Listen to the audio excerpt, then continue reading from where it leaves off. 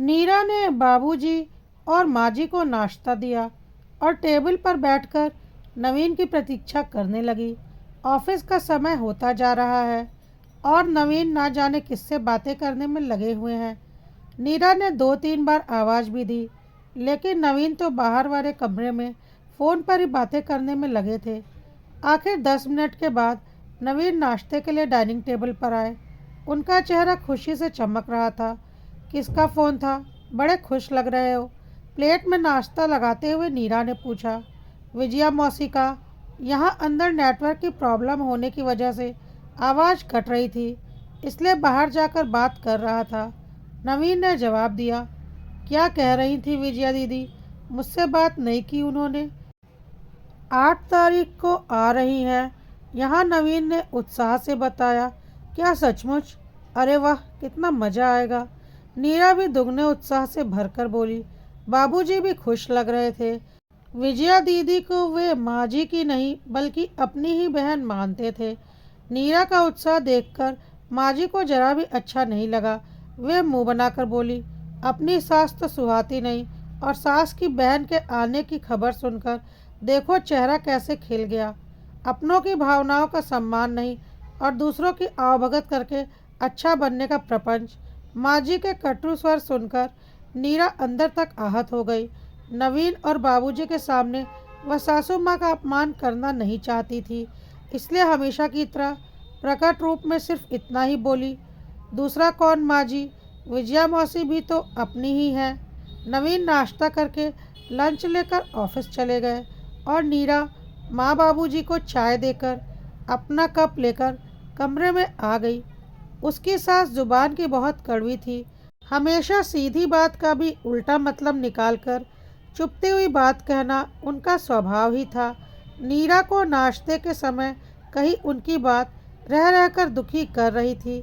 जब से ब्याह करके इस घर में आई थी, तब से वह सास ससुर की माता पिता के समान सेवा कर रही है, लेकिन उस पर भी यह तोहमत कि घर वालों की भावनाओं की कद्र नहीं है और बाहर वालों के सामने अच्छा बनने के लिए 13 वर्षों की कर्तव्य परायणता और निष्ठा का ऐसा प्रतिफल। उसकी आंखों में आंसू आ गए। मन में 13 वर्ष से जमा दर्द अब नासूर बनता जा रहा है। सास के ऐसे स्वभाव के कारण वह मन ही मन घुटती रहती है। वैसे गृहस्थी, दोनों बच्चों की पढ़ाई, नाते रिश्तेदार, कहाँ किस जगह थोड़ा बहुत तनाव नहीं होता। कभी मायके के रिश्तेदारों के बीच खटपट से, तो कभी ससुराल में हुई बातों से। इन सब के बीच सास के ताने नीरा को अवसाद की स्थिति तक पहुंचा देते। नवीन ऑफिस के काम में ही इतना व्यस्त रहते कि उन्हें रोज ये बातें बताकर वह परेशान नहीं करना चाहती। बाहर वालों से या मायके वालों से सास की बातें करके वह अपने ही घर की इज्जत खराब नहीं करना चाहती, लेकिन इसका विपरीत असर उसके स्वास्थ्य पर पड़ रहा था। कोई दिन ऐसा नहीं जाता जब वह कुंठित होकर अकेले में रोती ना हो, पर न सास को पलटकर जवाब देने जैसी धृष्टता कर पाती, न उनकी बातों को ही भूल पाती। दोपहर के खाने के समय भी माँ जी का मुंह फूला ही था। बाबूजी बेचारे भी चुपचाप खाना खा रहे थे। उन्हें भी अब आदत हो गई थी, सो वे अधिकतर चुप ही रहते। उस पर भी माँ जी चिढ़ जाती कि उन्हें तो कोई परवाह ही नहीं है उनकी। 3 बजे जब दोनों बच्चे शानू और मीठी स्कूल से लौटे, तब उनकी धमा चौकड़ी से घर का माहौल बदला। अपने पोती पोती से तो माँ जी को भी बहुत प्यार था। दोनों उनकी आंखों के तारे थे।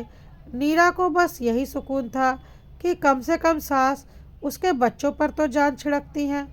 रात में वह मौसी के बारे में सोचने लगी। कितना फ़र्क है दोनों सगी बहनों में। विजया मौसी कितनी शौकीन, खाने पीने से लेकर पकाने खिलाने में, हर बात में सुरुचिपूर्ण व सकारात्मक सोच का अविरल झरना हो जैसे। और उसकी सास, नीरा का मन कड़वा हो गया फिर से। वह मन को दूसरी तरफ लगाकर सोने की कोशिश करने लगी। बहुत कम ही साथ रह पाई है वह मौसी के, लेकिन जितना भी रही है, घर परिवार के उत्सव में उनके व्यक्तित्व की खूबियों से बहुत प्रभावित हुई है। मन में हर बार एक ही टीस उठती, काश मौसी ही उसकी सास होती तो जीवन और गृहस्थी दोनों ही कितने सुंदर होते। गृहस्थी में दिन भर सबसे अधिक पाला तो सास से ही पड़ता है ना। उसी रिश्ते में यदि समन्वय ना हो तो जीवन बोझिल हो जाता है। नीरा मौसी के स्वागत में कुछ खास करना चाहती थी, लेकिन माजी की तरफ देखकर उसकी हिम्मत नहीं हुई। सोचा मौसी के आ जाने के बाद ही विशेष व्यंजन बनाएगी। उनके सामने तो माजी भी कुछ बोल नहीं पाएंगी। और वो दिन भी आ पहुंचा जब मौसी आने वाली थी। आज नीरा ने दुगनी गति से काम किया ताकि उनके आने के बाद चैन से बैठकर बातें कर सके। नवीन जब उनको घर लेकर आए तो घर भर में उमंग की लहर दौड़ गई। यहाँ तक कि माजी भी खुश लग रही थी। चाय की चुस्कियों के बीच सफ़र और एक दूसरे के हालचाल लिए गए। कुछ इधर उधर की बातें हो रही थी। तब तक नीरा ने फटाफट बाकी काम निपटाकर मौसी का मनपसंद सूजी का हलवा बना दिया। जब सब खाना खाने बैठे तो हलवा देखते ही मौसी खुश हो गई। झट से एक चम्मच मुंह में डालकर बोली, वाह, मज़ा आ गया, कितना स्वादिष्ट। तुम्हें याद था कि मुझे हलवा पसंद है। नीरा प्रसन्न होकर कुछ कहने जा ही रही थी कि माँ जी मुँह बनाकर बोली, हाँ, आपकी पसंद याद है इसे, लेकिन मेरी नहीं। हलवा मुझे भी बहुत पसंद है, पर मजाल है कि मेरे लिए कभी बनाया हो इसने। नीरा का चेहरा उतर गया। जाने कितनी बार हलवा बनाया होगा उसने, लेकिन आज तक तो कभी माँ जी ने कहा नहीं कि उन्हें भी पसंद है। तभी मौसी बोल पड़ी, जो चीज़ मन से पसंद होती है ना जया, वो देखते ही चेहरे पर खुशी छा जाती है। मुंह से तो अपने आप ही तारीफों के पुल बंध जाते हैं। अब तुमने कभी कहा ही नहीं होगा बहू को कि वाह, हलवा कितना स्वादिष्ट बना है। मुझे बहुत पसंद है, तो उसे कैसे पता चले। चलो आज खूब तारीफ करो हलवे की, तब देखना वह हर हफ्ते हलवा बनाया करेगी। मौसी ने जया की चुटकी ली तो बाबूजी खांसने के बहाने दूसरी तरफ मुंह करके खोलकर मुस्कुराए और नीरा ने बड़ी मुश्किल से अपनी हंसी रोकी, जबकि माँ जी बुरी तरह खिसिया गई। दोपहर में जब बच्चे घर आए तो मौसी के लाए उपहार पाकर और कहानियाँ सुनकर बहुत खुश हुए। शाम को सब घूमने गए और खाना भी बाहर खाकर आए। सुबह नीरा चाय नाश्ते की तैयारी करने रसोई में गई तो मौसी भी साथ आकर मदद करवाने लगी। अरे मौसी, आप रहने दीजिए, मैं कर लूँगी, आप माँ जी के साथ बैठिए। नीरा संकोच से बोली, तुम यह क्या कह रही हो दीदी, नीरा कर लेगी, घर पर तो रोज ही खटती रहती हो, यहाँ तो जरा आराम से बैठो। तभी माँ जी भी आ गई। वह रसोई ही तो है जहाँ खाने के साथ साथ मधुर रिश्ते भी पकते हैं हम महिलाओं के बीच में। अब देखो, मिलकर काम फटाफट आसानी से हो जाता है, साथ ही बातचीत होने से आत्मीयता भी बढ़ती है, प्रेम भी मजबूत होता है। आओ, तुम भी यहाँ आ जाओ, एक पंथ और कई काज, तीनों साथ में बातें करते हैं और काम भी। लो, या आलू छील कर काट दो, फिर सलाद बना देना। मौसी ने माजी की तरफ आलू और सलाद की सब्जियां बढ़ा दी। वे हक्की बक्की रह गईं, लेकिन कोई बहाना ना समझने पर चुपचाप काम करने लगी और बातचीत में शामिल हो गईं, जबकि मौसी ने पूरे समय माहौल को खुशगवार बनाए रखा। मुझे आपसे कढ़ाई सीखनी है, बड़ा मन है एक चादर और तकिए के लिहाफ बनाने का, नीरा ने कहा। तो आज ही दोपहर को चलो, चादर और धागे ले आते हैं, मौसी ने उत्साह से बोला। और बच्चों को खाना खिलाकर नीरा मौसी के साथ बाजार गई। दोनों ने खूब देख परख कर एक सुंदर सी चादर ली, कढ़ाई के धागे लिए। मुट्ठी भर धागों में कितने सुंदर रंग समाहित होते हैं अगर मन प्रसन्न हो तो।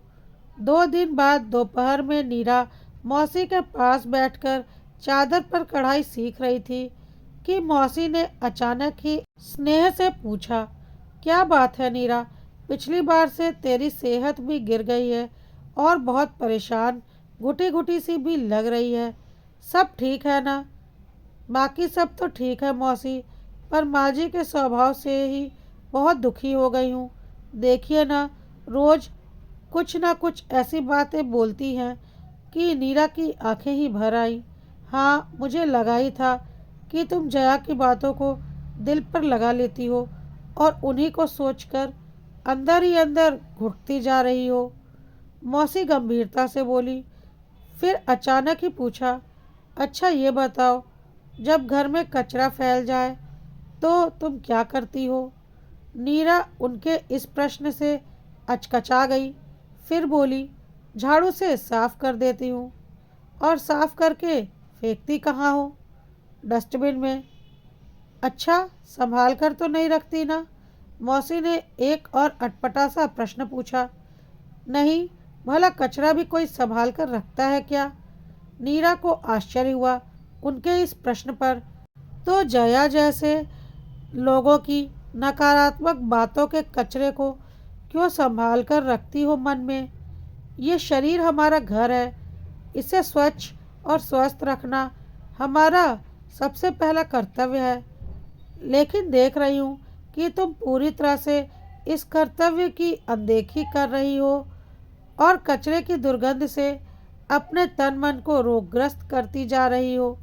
मौसी ने टेबल पर रखी हुई दवाइयों को देखते हुए कहा। नीरा के कढ़ाई करते हुए हाथ रुक गए। तो क्या करूं मौसी, वे बड़ी है, उल्टा जवाब देने का मन नहीं करता और भूल भी नहीं पाती। तो क्या सारा जीवन उस कचरे की दुर्गंध में विषाक्त कर लोगी? याद रखो, तुम्हारा मन और जीवन जैसे जैसे विषाक्त होता जाएगा, उसका असर नवीन और बच्चों पर भी पड़ेगा।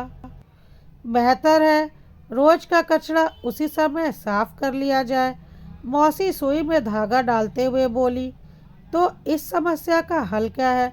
नीरा उदास स्वर में बोली। डस्टबिन, मौसी बोली। डस्टबिन? मैं समझी नहीं। नीरा असमंजस में थी। हाँ, जैसे घर के कचरे को फेंकने के लिए हम डस्टबिन रखते हैं, वैसे ही मन को साफ करने के लिए मन के एक कोने में डस्टबिन रखना चाहिए। लोगों के अपशब्दों, तानों, नकारात्मक टिप्पणियों को, कचरे को मन में जमा करते जाने का कोई अर्थ नहीं है। जीवन अत्यंत बोझिल हो जाएगा। अच्छा है उसे तुरंत उठाकर डस्टबिन में डाल दिया जाए, मौसी ने समझाया। नीरा रुककर सोचने लगी, क्या सचमुच इससे तनाव कम हो जाएगा? उसके चेहरे पर उम्मीद की एक किरण झिलमिलाने लगी। बस यही, या जो तेरे प्यारे से चेहरे पर अभी एक आशापूर्ण उजाला, एक मुस्कुराहट आई थी ना, इसी झाड़ू से साफ करना। देखना, वो कचरा साफ होते ही तनाव, अवसाद, घुटन की दुर्गंध तुरंत गायब हो जाएगी। मौसी मुस्कुराते हुए बोली। जीवन में हर परिस्थिति में हर मनुष्य का स्वभाव हमारी इच्छानुसार नहीं होता ना। तो कहाँ तक हम झगड़ते रहें या फिर अपना जीवन खराब करते रहें? तो हर एक व्यक्ति को अपने मन के कोने में डस्टबिन जरूर रखना चाहिए, ताकि अवांछित बातों से छुटकारा पाया जा सके, ताकि रिश्ते भी सुगमता से चलते रहें और जीवन भी। अरे वाह मौसी, आपने तो क्या अद्भुत उपाय सुझाया है जीवन में शांति बनाए रखने का। नीरा खुलकर मुस्कुराई। तो बस फिर आज ही अपने मन के एक कोने में डस्टबिन रखो, कचरा उसमें फेंको और अच्छा साथ लेकर आगे बढ़ो। मौसी भी खुलकर हंस दी। और अगली बार जब मैं यहाँ आऊँ तो ये दवाइयों का ढेर नहीं मिलना चाहिए और मुझे वही पुरानी हंसमुख प्यारी सी नीरा वापस मिलनी चाहिए। जरूर मौसी, नीरा ने स्नेह भरे आदर के साथ कहा। 4 दिनों में ही नीरा का चेहरा खिल गया था। जब भी माँ जी कोई कड़वी बात करती, मौसी अर्थपूर्ण ढंग से नीरा की तरफ देखती और नीरा झट मुस्कुरा देती। नवीन भी नीरा को पहले की तरह खुश देखकर प्रसन्न थे।